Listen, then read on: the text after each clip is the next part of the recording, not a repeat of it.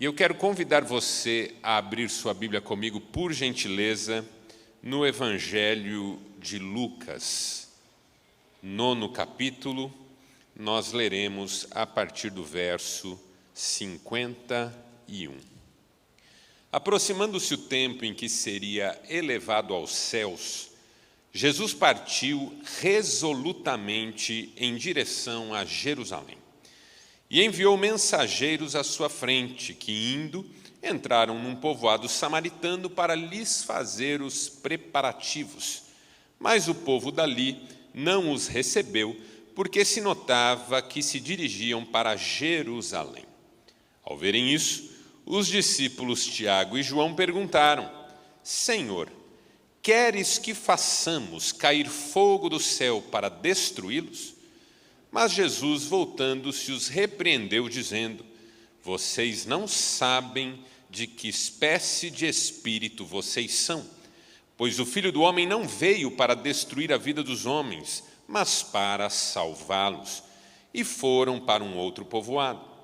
Quando andavam pelo caminho, um homem lhe disse: Eu te seguirei por onde quer que fores. Jesus respondeu: As raposas têm suas tocas e as aves do céu têm seus ninhos, mas o Filho do Homem não tem onde repousar a cabeça. A outro disse: Siga-me. Mas o homem respondeu: Senhor, deixa-me primeiro ir sepultar meu pai. Jesus lhe disse: Deixe que os mortos sepultem os seus próprios mortos. Você, porém, vá e proclame o reino de Deus. Ainda outro disse: Vou seguir-te, Senhor, mas deixa-me primeiro voltar e despedir-me da minha família. Jesus respondeu: Ninguém que põe a mão no arado e olha para trás é apto para o reino de Deus. Rubem Alves escreveu uma frase que depois de eu a ler, jamais esqueci. Ela diz: os anos de uma vida nunca se somam, eles sempre se subtraem. Eu vou repetir para você digerir. Os anos de uma vida nunca se somam, eles sempre se subtraem.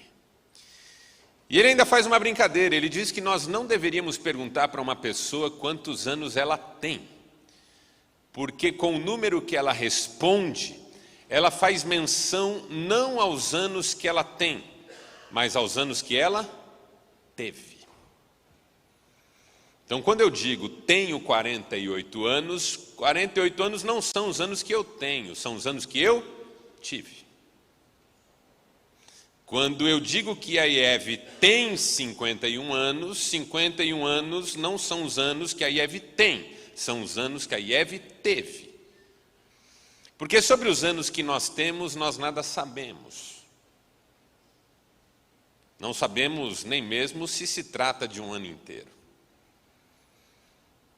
A verdade é que nós conseguimos olhar para o que passou e contar o quanto já caminhamos, mas não conseguimos dizer o quanto ainda vamos caminhar, porque isso pertence exclusivamente a Deus. É por isso que o apóstolo Tiago nos ensinou a dizermos: se Deus quiser, amanhã farei isso ou aquilo. E o próprio Tiago explica: porque você nem sabe se amanhã estará vivo. Claro que é um assunto do qual a gente prefere não falar.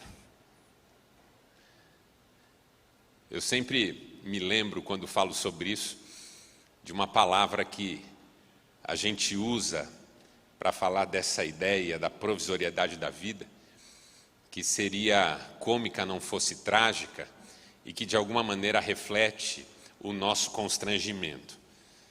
Eu estava um dia terminando um culto na igreja, cumprimentando as pessoas à porta, e veio um sujeito me cumprimentar e aproveitou para pedir oração pela sua avó.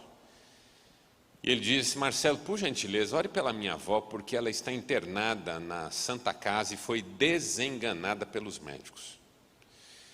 E aí eu perguntei o nome da avó dele, decidi e falei para ele que oraria pela avó dele, Mas quando ele estava saindo, algo me chamou a atenção. Ele não era exatamente um jovem, entendeu? Já era um sujeito madurão, um tanto mais velho do que eu. E aí eu chamei ele de volta. Meu irmão, por gentileza, só um detalhe, quantos anos tem a senhora, sua avó? Ele disse 96 anos. Eu falei, ok, vamos orar por ela. De fato orei, mas fiquei com aquela expressão na cabeça, ore pela minha avó, porque ela foi desenganada pelos médicos. Ora, o que é desenganar? Desenganar é tirar do engano. A pessoa está enganada, você vai lá e a desengana e a retira do engano em que ela está. Pergunta, sobre o que estava enganada uma senhora de 96 anos? Vou viver para sempre? E aí vem um médico desse sem juízo, sem noção, e diz, não vai não. E aí cai como uma bomba, é um choque. Como assim? Claro, o desejo nosso é viver o máximo possível, espero que você viva 120 anos, se assim Deus permitir, mas o fato é que todos sabemos que não estaremos aqui para sempre e que não estaremos aqui por muito tempo, principalmente quando a nossa referência é a eternidade. Então, o tempo que nós temos aqui é um tempo limitado, é um tempo de duração finita, é um tempo com uma provisoriedade determinada. E é aí que a ideia de uma contagem regressiva faz sentido. Porque uma vez que eu consigo olhar para trás e perceber o que eu já andei até aqui, mas não sei exatamente o que tenho pela frente, cada dia importa. Cada dia é um presente. Cada dia é uma dádiva. Eu e você acordamos hoje pela manhã e com essa oportunidade nós adentramos num presente que Deus nos deu hoje, a dádiva de vivermos mais esse dia para a sua glória. Que bênção que nós estamos aqui. Eu tenho um amigo que toda vez que me encontra, me cumprimenta e diz assim, Marcelo, minha alegria em ver você é dupla. A primeira porque eu estou vivo e a segunda porque você está vivo. Quando eu tive a minha crise com o Covid e quase deixei minha esposa viúva, embora um amigo meu diga que viúvo é quem morre, e doente eu descobri que isso é verdade, porque houve quem mandasse mensagem para minha esposa, pastor Clóvis, dizendo, não temas, sozinha não ficarás, miserável, orou para eu morrer. Nessa época em que eu fiquei doente, um grande amigo meu também ficou muito doente. Também passou por um bocado. E depois de tudo, nós nos encontramos e eu disse para ele, quem diria, amigo, que nós ainda nos veríamos nesta vida? E ele me abraçou e disse, quem diria? O fato é que, se estamos vivos hoje aqui, isso é graça de Deus sobre nós. É um privilégio, é uma dádiva, é uma bênção e é uma oportunidade. Cada dia deve ser vivido como um privilégio, como uma bênção, como um desafio para sermos quem Deus quer que nós sejamos. E quando a gente entende a vida em contagem regressiva, a primeira grande consequência dessa percepção é que nós já não podemos e não estamos dispostos a nos permitir perder tempo com o que não importa.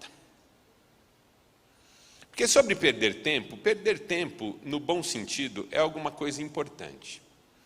Descansar. Deus mesmo, que não se cansa porque é Deus, após ter criado, descansou. Há um tempo de lazer, há um tempo de conversa tranquila, há um tempo de devoção, há um tempo para contemplação. Todo tempo vivido profundamente, intensamente, tem potencial de ser abençoador. Agora, há um tempo que é absolutamente desnecessário de ser vivido. Há um tipo de tempo que a gente perde quando permite que ele seja desse modo, prejudicial, nocivo, roubando-nos de quem somos, sobretudo roubando-nos de quem devemos ser diante de Deus. Esse tempo que a gente joga fora, fugindo do propósito e correndo atrás muitas vezes do que simplesmente não presta para nós. Esse tempo que a gente não pode perder, o tempo que nos afasta de sermos quem Deus quer que nós sejamos. Esse tempo, na vida em contagem regressiva, nós não temos o direito de perder. E é esse raciocínio que nos coloca em sintonia com o texto que nós lemos. Porque o nosso texto é um texto que abre o seu sentido para nós à medida em que nós entendemos a vida em contagem regressiva e não há tempo a perder. Como é que ele começa? Ele começa dizendo que Jesus sabia, percebeu que o tempo dele ser levado aos céus estava chegando e por isso decidiu partir resolutamente em direção a Jerusalém. Para você que já leu o Evangelho de Lucas ou que ainda vai ler, esse versículo é muito importante na estrutura do Evangelho porque ele muda tudo. Ele muda o ritmo, ele muda o clima, ele muda a velocidade. Até Lucas 9,50 o ministério de Jesus tem um ritmo, uma velocidade, uma intensidade. A partir de Lucas 9,51 é outra intensidade, outro ritmo, é como se Jesus acelerasse. Não há tempo a perder. O tempo de dar a vida em favor dos pecadores está chegando. O tempo de pagar o preço em Jerusalém está próximo. É preciso remir o tempo. O apóstolo Paulo entendeu isso exatamente à medida em que ele diz: remindo o tempo porque os dias são maus. Então Jesus estava aqui nos ensinando sobre a importância de muitas vezes nos comprometermos com o tempo presente, de modo que a vida seja vivida intensamente. E isso é tão forte que Jesus chega com os discípulos numa aldeia de samaritanos e acontece algo curioso. Os samaritanos, por perceberem que Jesus está indo para Jerusalém, não querem recebê-lo. Briga antiga, sabe? Samaritanos e judeus, desde a divisão de Israel em Reino do Norte e Reino do Sul. O Reino do Norte ganhou uma nova capital, Samaria. O Reino do Sul permaneceu com a capital, Jerusalém. Os reis do Norte, para que o povo não descesse a Jerusalém para cultuar, começaram a construir postes ídolos todo o território do Norte para que houvesse adoração do povo do Norte ali mesmo, no seu território. E as disputas comerciais, econômicas e políticas aumentaram. Rivalidades, acusações mútuas, uma inimizade que durou até os tempos de Jesus, a ponto de o próprio Evangelho de João dizer que os judeus e os samaritanos não se davam. Era uma animosidade, mais ou menos corintiano e palmeirense, mais ou menos esses grupos rivais que nós temos hoje em dia, não é? Esquerda e direita, mais ou menos esses grupos que nós temos na família, muitas vezes esse lado não se dá com o outro. Família da minha sogra, família do meu sogro. Quando a gente divide a vida em grupos, e de um lado eles, de outro lado nós. Era isso que acontecia na época de Jesus, os samaritanos de um lado, os judeus do outro, e eles não se davam. E aí, quando os samaritanos perceberam que Jesus ia para Jerusalém, rejeitaram a presença dele ali. Eu fico sempre pensando na força dessa expressão. Eles rejeitaram a presença de Jesus ali. Eles não tinham ideia do quão bem Jesus poderia fazer por todos eles só por estar ali. Às vezes, quando nós abrigamos sentimentos ruins no coração, a verdade é que nós perdemos grandes oportunidades. Às vezes, em nome de alguma coisa que nem deveria fazer parte da nossa vida, nós deixamos de desfrutar coisas lindas que Deus tem preparadas para nós. Jesus foi rejeitado naquela aldeia samaritana e decidiu ir embora. Só que quando os discípulos perceberam o que estava acontecendo, eles ficaram muito indignados. E espirituais que eram, porque os discípulos eram muito espirituais, pessoas de fé. É bonito ver a fé deles, não é? Mestre, queres que façamos descer fogo do céu para consumir esses samaritanos infiéis, desgraçados? A fé deles é uma coisa impressionante, porque assim, primeiro eles têm que acreditar que pode cair fogo do céu. E segundo, que eles têm autoridade espiritual suficiente para pedir isso. Eles falam com Jesus como se estivessem dando uma excelente ideia. Como seu filho adolescente que você briga com o vizinho, ele vê você brigar com o vizinho e depois fala: pai, por que a gente não vai lá e mata eles? Isso é uma ideia super boa, tranquila de executar.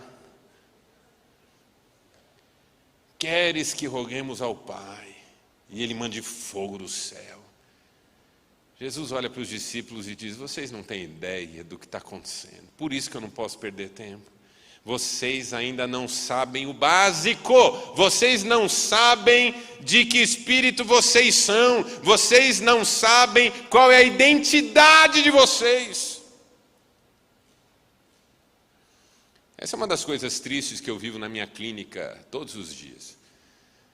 A descoberta de que a maioria das pessoas viveu um tempo enorme de suas histórias sem a menor consciência de quem elas de fato são. Gente que simplesmente não sabe quem é. E que por não saber quem é, vive na dependência de que o outro lhe diga. Quem não sabe quem é, vive refém da declaração do outro. Quem não sabe quem é, vive refém do desejo do outro. Quem não sabe quem é, vive da obrigação de agradar todo mundo. Quem não sabe quem é, vive correndo atrás de sabe Deus o quê. Quem não sabe quem é, precisa sempre se colocar em situações que acabam extrapolando a sua própria condição de dar atendimento à demanda. Quem não sabe quem é, quer sempre ser mais. É por isso que eu acho lindo quando Jesus tira o seu manto, se cinge com uma toalha e lava os pés dos discípulos. E eu costumo dizer desse texto que só quem sabe quem é pode ser menos. Quem sabe quem é pode se humilhar. Quem sabe quem é pode perdoar. Quem sabe quem é pode manter o rumo, mesmo quando os desvios parecem ser mais atrativos. Às vezes o que falta ao cristão é consciência da sua identidade cristã. O dia que você tiver plena consciência de quem você é diante de Deus, a vida muda. Muda. Vocês não sabem de que espírito são, disse Jesus. E aí na sequência acontecem 3 episódios que são muito interessantes. Porque num primeiro, vem uma pessoa e diz para Jesus: onde quer que fores, irei. E a hora que você ouve essa frase, você a reconhece. Você já a ouviu. Você sabe que há um outro texto na Bíblia em que ela aparece. Quem foi que disse um dia: onde quer que fores, eu irei? Foi Ruth. Para Noemi, sua sogra, que até foi resistente, até tentou impedir a Ruth de segui-la, mas ao fim aqueceu e disse: então venha, pode vir, já que é isso que você quer, venha. Aí vem uma segunda pessoa para quem Jesus diz: siga-me. E essa pessoa diz: ok, eu vou te seguir, mas deixa-me primeiro sepultar meu pai. E de novo você tem uma sensação de familiaridade, você já ouviu isso, você já leu isso na Bíblia, e aí você se lembra que houve alguém que fez esse pedido: deixa-me sepultar meu pai. Quem foi? José. Pediu ao faraó: deixa-me sepultar meu pai. E o faraó disse: vá, e eu decretarei luto, e você terá o que quiser para fazer todas as homenagens a seu pai. E aí vem uma terceira pessoa, E ela diz: eu vou te seguir, ok, mas deixa-me primeiro despedir-me da minha família. E de novo você tem a sensação de que já leu isso em algum lugar. E quando você puxa na memória, você se lembra que essa frase esteve um dia na boca do profeta Eliseu. Quando Elias o chamou para o ministério profético, lançando sobre Eliseu a sua capa, Eliseu disse: ok, eu vou com você, mas deixa-me primeiro despedir-me da minha família. Ocorre que em todos os contextos em que essa frase foi dita, ou essas frases foram ditas no Antigo Testamento, a resposta foi sim. Pode vir, pode sepultar, pode despedir. Aqui, a resposta para cada uma dessas frases é não. Não dá para você vir comigo onde eu for. Não dá para você primeiro sepultar seu pai. Não dá para você despedir-se da sua família. Por quê? Porque não há tempo a perder. Não há tempo a perder. Com o que é desnecessário, com o que é prejudicial, com o que afasta você do que Deus tem para a sua vida. Uma decisão que eu tomei recentemente na vida e tenho tentado fazê-la valer cada dia. Eu não vou mais perder tempo com aquilo que não é do Senhor na minha vida. Não quero. Não vou, em nome de Jesus. Desnecessário. Bobagem. E eu vim aqui para dizer: chega de perder tempo na sua vida também. Viver intensamente o que Deus tem para nós. Quem diz amém para isso? E aí eu pego esses textos, essas histórias, e aplico-as em 4 lições que eu quero compartilhar com você nessa noite sobre no que, sobretudo, nós de fato não podemos perder tempo. Eu não quero perder tempo, você também não quer. Com que nós não devemos perder tempo em hipótese alguma? Primeiro, não perca tempo, diga. Com ressentimentos. Esse é o primeiro desafio. Não perca tempo com ressentimento. É uma perda de tempo enorme a gente guardar ressentimento. O que é um ressentimento? É um sentimento que se sente novamente, ainda que a experiência que o originou não esteja mais presente. Você discutiu com uma pessoa muito fortemente no trabalho. Em algum momento alguém até entrou no meio para afastar e apaziguar um pouco os ânimos. Você foi para casa, um nervosismo, uma tremedeira, uma vontade de partir para cima de alguém. Acalmou, tomou um banho, comeu alguma coisa, foi dormir, dormiu, no outro dia acordou, foi para o trabalho, não viu a pessoa, foi para casa, no outro dia foi para o trabalho, a pessoa não estava lá de novo. Terceiro dia você encontra a pessoa num supermercado. Você não fala com ela, ela não fala com você, mas o tremor volta nas mãos. O coração bate acelerado. A angústia vem na garganta. E você de novo tem vontade de voar. Porque embora a experiência não se reproduza, o sentimento volta. Isso é ressentir. Sentir de novo. Eu atendo pessoas que são prisioneiras de seus ressentimentos. Não por culpa delas, mas porque jamais conseguiram se livrar daquilo que as amedronta.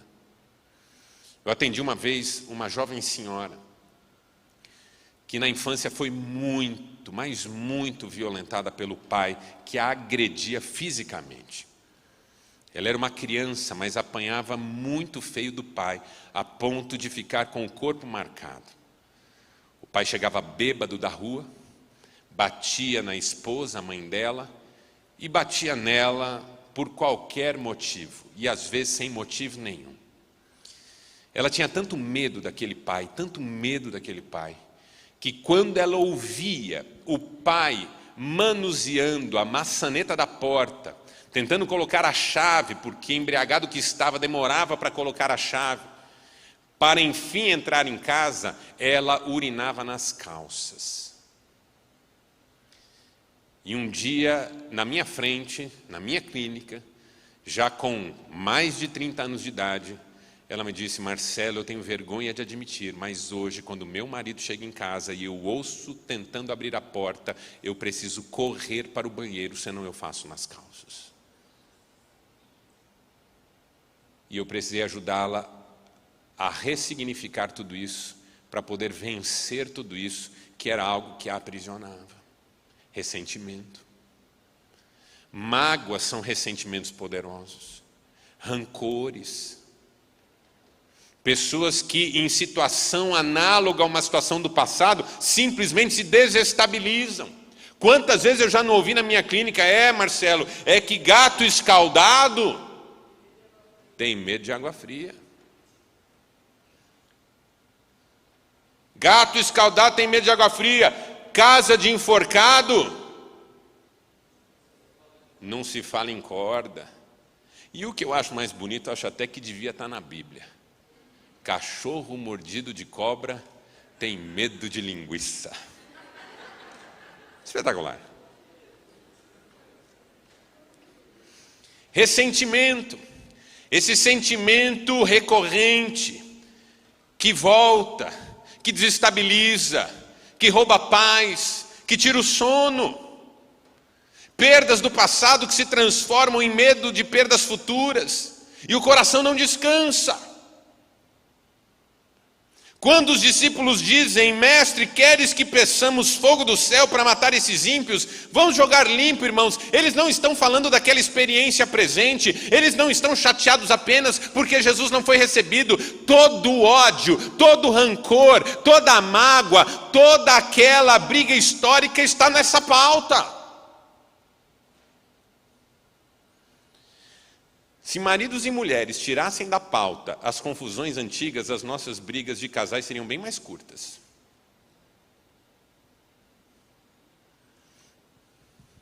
Nunca é sobre o que está acontecendo no momento. Precisa falar assim comigo?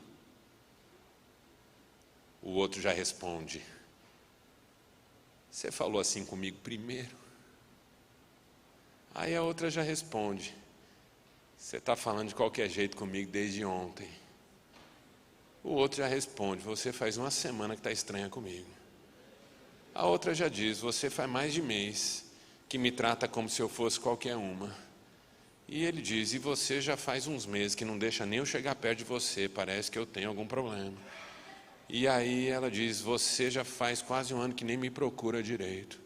E você mudou muito depois que a gente mudou para cá. E você mudou depois que a gente casou. E aí ele olha e diz: e você é igualzinho à sua mãe.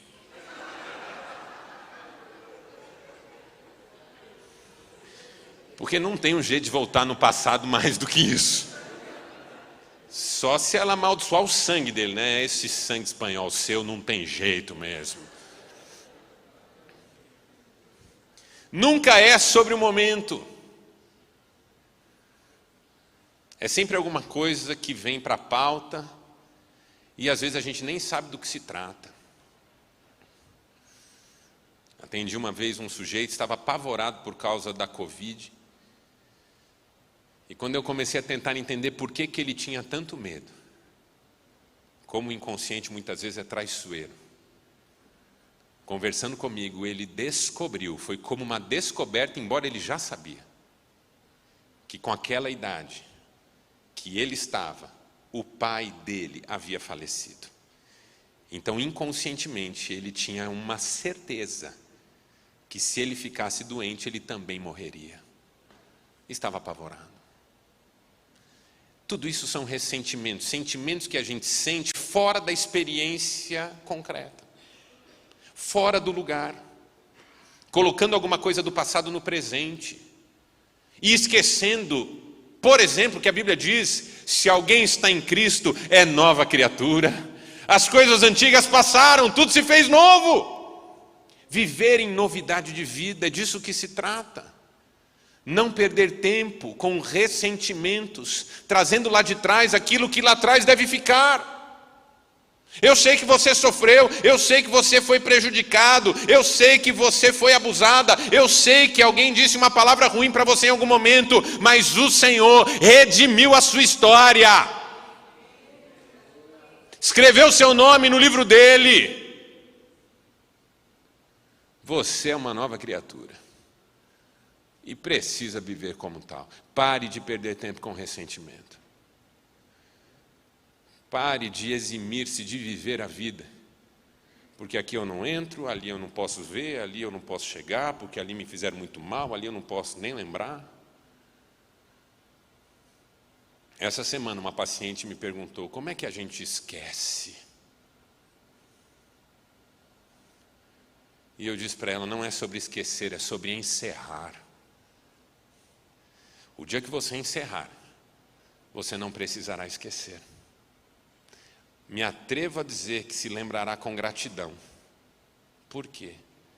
Porque até nisso, Deus agiu para o meu bem. Olha, eu não sei que episódio da minha biografia, em sendo tirado, me tira desse lugar em que eu estou agora. Então eu não quero que nada mude. Porque nesse momento, eu sei quem eu sou e sei para onde vou. Está tudo bem. Pare de perder tempo com ressentimentos. Segundo, pare de perder tempo, diga, com idealizações, que são uma baita perda de tempo. Irmãos, como nós idealizamos a vida, concorda comigo? Desde crianças. Pegue uma criança aí da sua família, 8 anos, 7 anos, 6 anos, pergunte para ela, o que é que você quer ser quando for adulta? Com todo respeito às nossas profissões, não quero ofender ninguém, mas nunca uma criança dirá, eu quero ser contador. Auditor da Receita. Comércio exterior. Não, a criança quer ter profissão idealizada. Quero ser jogador de futebol, diz o menino. E não é qualquer time não, é Corinthians. Vou ser craque, Renato Augusto. Não é qualquer um, não. A menina diz, eu quero ser bailarina. Vou ser estrela de cinema. Uma paciente nossa lá da clínica estava contando para nós que o filho um dia disse para ela assim, 6 aninhos, 7 aninhos. Mamãe, já sei o que eu quero ser quando eu crescer. O que, filho? Presidente. Aí a mãe riu. Ele olhou e disse assim, calma, não é do mundo, é só do Brasil. Ah, ufa, bem mais tranquilo. Crianças idealizam. O problema é que a gente vai crescendo e continua idealizando. Idealiza tudo. Idealiza a trajetória, idealiza experiência, idealiza as nossas relações e relacionamentos. Casal que vai casar, idealiza tudo. Idealiza não só a cerimônia, a viagem, mas a própria vida conjugal. Vai dar tudo certo, não teremos problema, nunca vamos brigar. O casal que combina que nunca vai brigar não entendeu nada. É por isso que na primeira briga, um quer ir embora e o outro também. O casal gastou 1 milhão na cerimônia de casamento. Na primeira briga quer separar. Você já reparou que as cerimônias ficaram caras? Quando eu me casei com Cristiane, já são 26 anos, nossa cerimônia foi barata. Onde foi? Na igreja. Quem fez? O pastor. Quem tocou? O Ministério de Louvor, o menino do teclado ensaiou a semana inteira a marcha nupcial, na hora errou.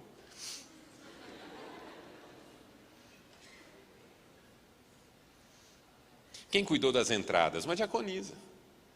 Ela era tão querida e bastante firme. Ela estava na porta da igreja. A gente ouvia lá de dentro ela gritar assim, homem desse lado, mulher desse. Olhava para dentro e falava, já vai!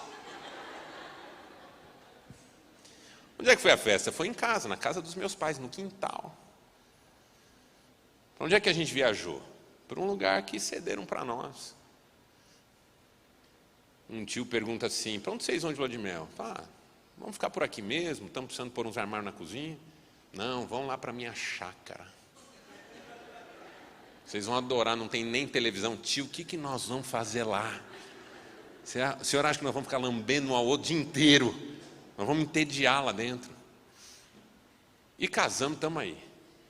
Hoje, quando eu faço casamentos, tem uns que você fala, meu pai, a igreja está irreconhecível. A música é um coral e orquestra de fora, a aliança entra num drone.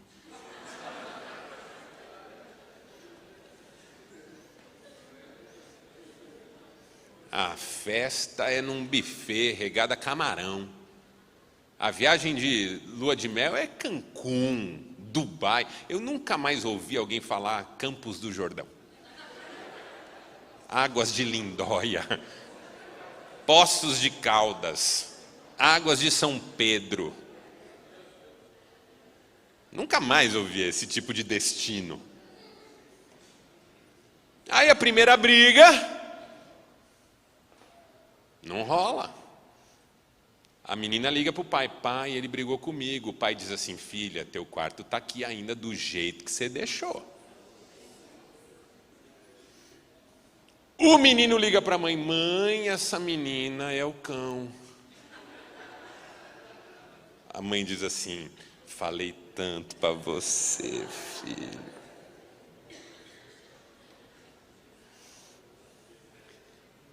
E ninguém aguenta nada.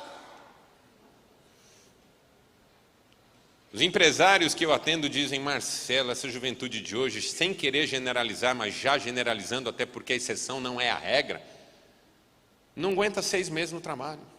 Primeira bronca não quer mais ficar, primeiro revés não quer mais ficar, primeiro desconto na folha do mês de pagamento já não quer mais trabalhar. Por quê? Porque a vida é idealizada, todo mundo quer ser youtuber. Todo mundo quer ser influencer. Rapaz, você não influencia nem seu cachorro. Quem cuida do seu cachorro é sua mãe. Você quer influenciar o mundo.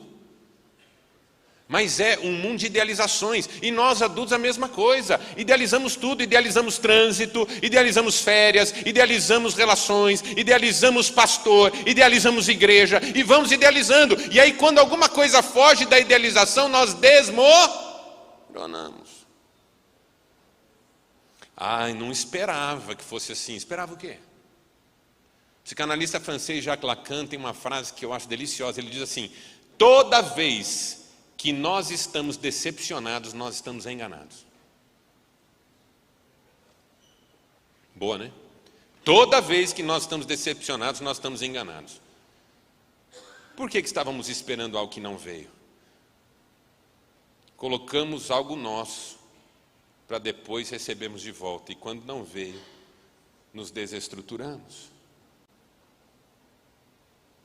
A gente idealiza tanto que a vida que a gente vive na distância entre o que a gente queria e o que a gente tem. E essa distância é o que a gente chama de frustração. Eu pus tanta expectativa nesse enfeite, que se esse enfeite não sair perfeito, eu começo a questionar quem eu sou e o que eu estou fazendo aqui. Eu coloquei tanta expectativa nesse negócio, que se ele não me fizer rico, eu não sinto mais que a vida vale a pena. Eu coloquei tanta expectativa nesse relacionamento, que quando a pessoa ameaça se afastar de mim, eu já agarro nela com unhas e dentes, e me torno possessivo, possessiva, e começo a agir com ciúme doentio, porque onde já se viu eu perder isso, que é o mais próximo que eu tenho do meu ideal. Até nós no ministério idealizamos muito. Vai ser uma bênção, a igreja vai ser uma bênção, tudo vai ser uma bênção. Esses dias falei sobre idealização num encontro de pastores. Terminou, um pastor veio na minha direção e falou, Marcelo, muito obrigado. Eu estava precisando dessa palavra.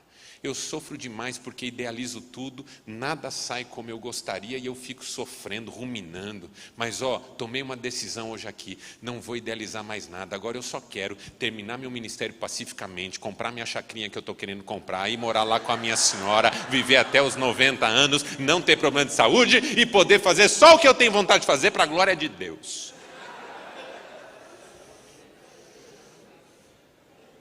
Eu olhei e falei, entendeu tudo, né, irmão? Que coisa linda a compreensão de uma pessoa, a que ponto chega. Como é difícil. Como é difícil. Como é difícil romper com as idealizações, porque elas nos falam sobre como a nossa vida pode ser um pouco melhor do que a gente acha que é. A idealização é o nome que a gente dá para uma verdade inconveniente a nosso respeito, de que a gente nunca está satisfeito com o que realmente tem. A experiência nunca é vivida com leveza. Tudo é pesado. Tudo é na base da murmuração, da queixa. A pessoa vai num restaurante bom aqui de São Paulo, bom mesmo, comida top, tudo maravilhoso, ambiente, mas vai reclamar do suco. Vai reclamar de um detalhe. Por quê? Porque aquilo frustra a idealização, e sem o meu ideal eu não sou quem eu quero ser. É por isso que alguém chega para Jesus e diz: onde quer que fores, irei. E Jesus responde: amigo, aqui não é como você pensa. Porque se tem uma coisa que a gente não pode negar, é que a Bíblia nunca nos enganou a esse respeito. Em nenhum momento, a palavra de Deus nos diz que seria fácil sermos cristãos. Em nenhum momento. Muito pelo contrário, o tempo todo Jesus faz questão de nos desanimar.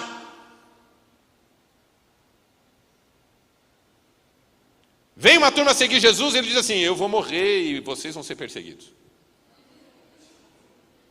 Vem outra turma seguir Jesus, então, vocês têm que comer da minha carne, beber do meu sangue. Dura esse discurso, é melhor ir embora. Vão mesmo, porque aqui é fria.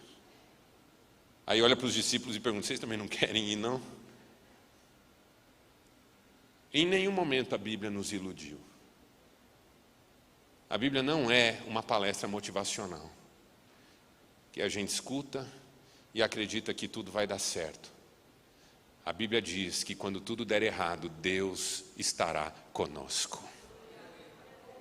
E todas as coisas concorrerão para o nosso bem, porque Ele é soberano.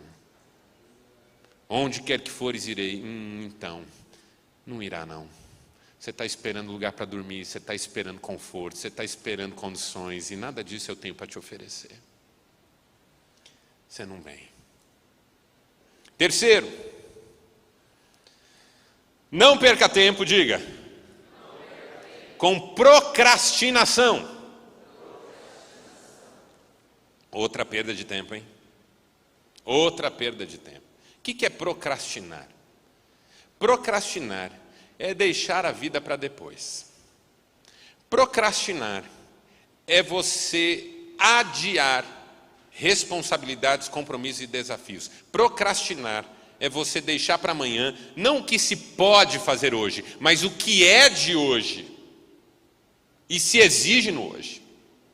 O procrastinador é aquela pessoa que tem uma fantasia de que as coisas podem ser de um jeito que não o implique pessoalmente. Eu dei uma palestra sobre procrastinação em que eu falei sobre as causas da procrastinação e que fazem o procrastinador. Por exemplo, medo do sofrimento. Quem tem medo de sofrer, deixa para amanhã o tratamento. Você está com uma dor, tem medo que seja algo sério, você não vai no médico. Porque vai que é algo sério. Uma vez aqui em São Paulo, eu quebrei o braço e fui para a escola. No meio do recreio, uma inspetora de aluno viu meu braço, uma bola roxa. Falei: escuta, menino, o que é isso no braço? Eu falei: não, nada não. O que nada não, isso aí está quebrado, vamos ligar para sua mãe. Eu falei: não, não precisa, isso aí já passa. Ele falou: não, que já passa, está quebrado isso aí. Ligou para minha mãe. Aconteceu o que eu temia. Minha mãe me levou no médico. E o que o médico fez? Mexeu, porque médico não tem amor. Povo sem amor, sem empatia. Ah, quebrou, né? Clac, clac. Você vê estrela falando: doutor, por isso que eu não quero vir aqui. E põe para cá, e põe para cá. Jesus amado. Quando você não quer que mexa, você joga para debaixo do tapete. Medo do sofrimento é um motivo de procrastinação. Outro motivo de procrastinação: fantasia de solução espontânea. É o jeito que muitos pais têm criado os filhos hoje em dia. alimentando neles a fantasia da solução espontânea. Porque o menino acorda, o uniforme dele já está arrumado na cama para ele vestir. Ele veste o uniforme, vai para o banheiro, a escova de dente dele já está com pasta. Ele escova o dente, volta para o quarto, a cama já está arrumada. Ele vai tomar café, o café está na mesa. Ele sai do café para arrumar material, quando ele volta, a mesa está tirada. Ele brinca com os brinquedos, quando ele cansa dos brinquedos vai fazer outra coisa, a hora que ele volta os brinquedos estão guardados. O que esse pai e essa mãe estão semeando no inconsciente dessa criança? Na vida tudo se arruma sozinho. E ele cresce acreditando que tudo se resolve. Já ouviu gente que fala assim, não, tudo vai dar certo, tudo o quê? Você está aí deixando tudo acontecer, não está tomando uma providência, vai dar tudo errado. Não, isso se resolve. A pessoa tem uma fantasia de solução espontânea. Aí eu fico com dó quando esse menino casa. Porque ele casa com a menina. E no primeiro dia que ele levanta da cama, ele vai sentar do lado dela. E ela senta do lado dele, tomando um cafezinho que ela fez para ela. E ele fica olhando na direção dela.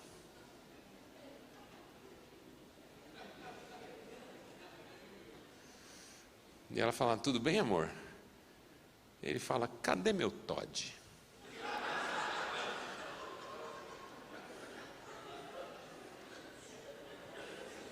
Cadê o quê? Meu Todd, que eu tomo de manhã. Eu fiquei com a sensação que tem uns 2 ou 3 do Todd aqui hoje. Já até sei quem é. Amor, não tem Todd, eu nem sabia que você tomava Todd. É, eu tomo. Não, tudo bem, amanhã eu compro. Aí ela compra. Ele acorda, olha para ela. Cadê meu Todd? Ela fala, está na cozinha, eu comprei. Então, mas na cozinha não é o meu Todd. Ele é o meu Todd na minha mão. Pronto. Aí ela, toda boazinha, vai lá fazer o Todd. Aí ele toma e fala, não é igual da mamãe. Ah, o irmão do Todd é terrível, hein? Dá vontade de largar, não dá não, irmão? Esse é o procrastinador. Se ninguém fizer, ele também não faz. Outra coisa que faz o procrastinador. O procrastinador também se faz pela expectativa de que o cenário mude e o que hoje se exige não seja mais exigido. Sabe igual lei no Brasil, que quando implementa, sai todo mundo correndo atrás, depois de 3 meses não vale mais. Aí tudo que você fez não é mais necessário. Tem gente que nem faz porque sabe que em algum momento vai mudar. Filhos procrastinadores geralmente são aqueles que não acreditam na palavra dos pais. O pai diz assim, vai, se não, e o filho tem certeza que esse se não nunca vai acontecer. São razões, entendeu? Há outras. Mas o que acontece quando a gente procrastina? Quando a gente renuncia ao desafio de sermos quem Deus quer que sejamos hoje? Primeiro, perdemos oportunidade. Segundo, apostamos num futuro que nós desconhecemos. O dia que Moisés diz para o faraó, peça para Deus ter misericórdia de você e Deus terá misericórdia, o faraó diz, amanhã eu peço. E o Egito sofrendo com as pragas. Quando a gente procrastina, a gente deixa uma palavra que a gente já podia ter dito para dizer outra hora, e pode ser que essa hora não chegue. Quando a gente procrastina, a gente deixa um abraço que já podia ter sido dado para uma hora em que talvez ele não possa mais ser dado. Uma das cartas mais tristes que eu li na vida foi de um marido de uma comissária de bordo de um avião que caiu, se chocou e morreram todos os que estavam a bordo, inclusive essa comissária, esposa desse homem. E na carta ele diz assim, se eu soubesse que era a última vez que eu acordava ao lado dela, eu teria ficado deitado mais um pouco. Se eu soubesse que era a última vez que eu a via se trocar, eu teria reparado melhor. Se eu soubesse que era a última vez que eu tomava café ao seu lado, eu teria conversado mais com ela. Se eu soubesse que era o último beijo que nós trocaríamos, eu teria beijado-a longamente.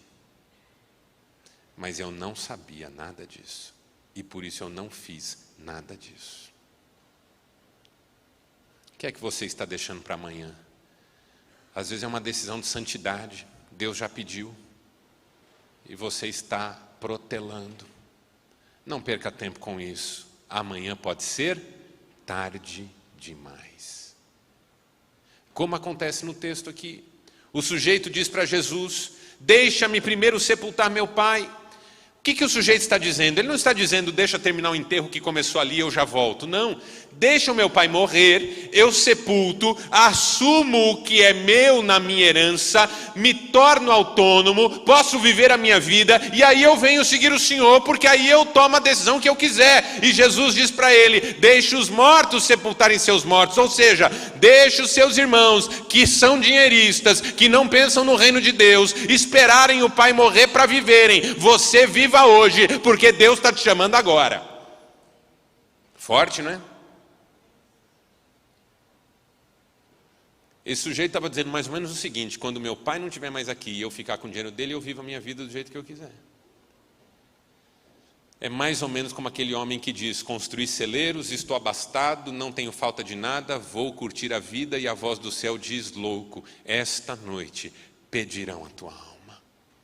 O que tens, para quem será? O que Jesus está dizendo é: os mortos procrastinam, os vivos aproveitam cada oportunidade, porque Deus é com eles. Deixa os mortos esperarem os outros morrerem para tentarem viver. Você viva na presença de Deus, vai ser a mais maravilhosa vida que você poderá experimentar. E por último, não perca tempo, diga. Mais uma vez mais alto, não perca tempo. Espera aí que agora eu que perdi aqui. Com desejo de aprovação.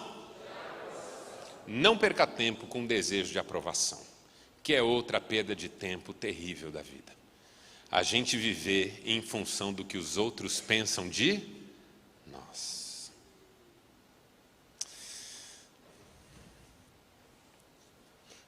Eu acho que esse é um câncer emocional que a gente precisa tratar na nossa vida. Sermos reféns do desejo de agradar o outro, daquilo que o outro pensa de nós, do que o outro deseja de nós.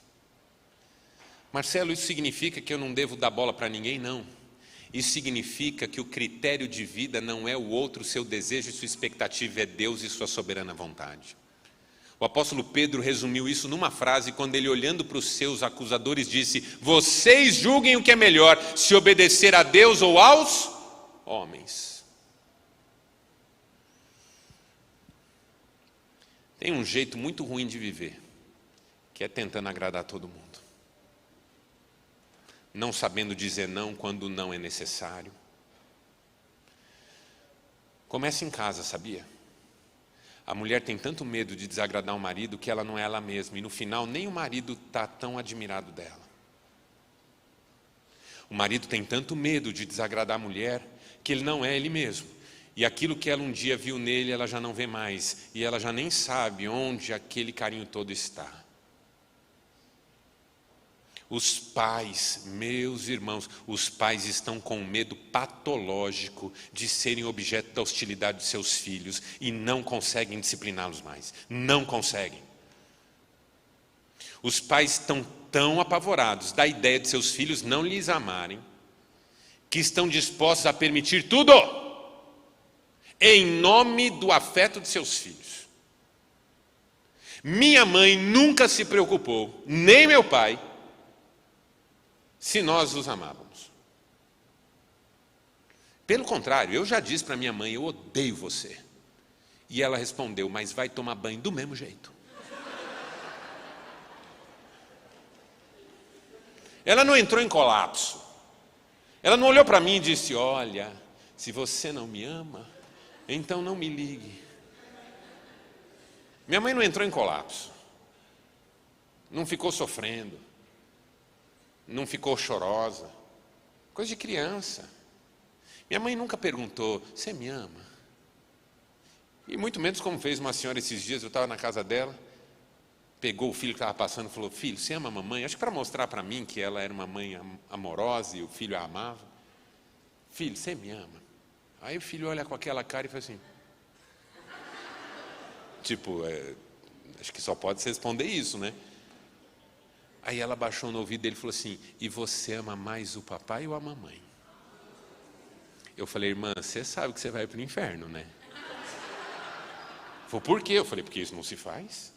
Submeter a criança a esse tipo de resposta, de quem que ela gosta mais.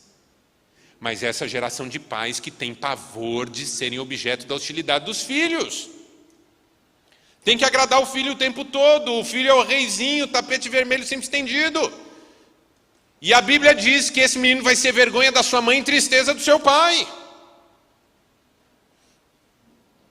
Aí nós temos medo de não agradar até quem a gente nem conhece.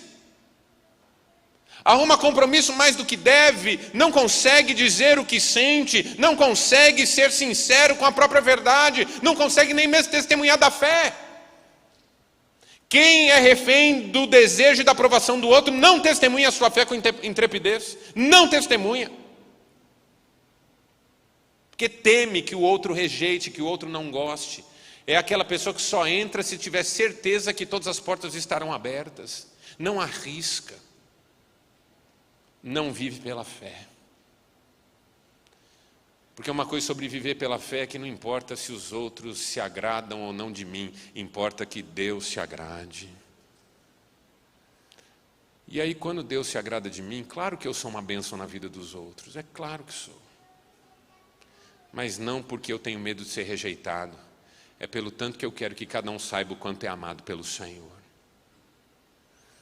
Pare de tentar agradar todo mundo. Às vezes a gente agrada todo mundo e desagrada quem mais ama a gente.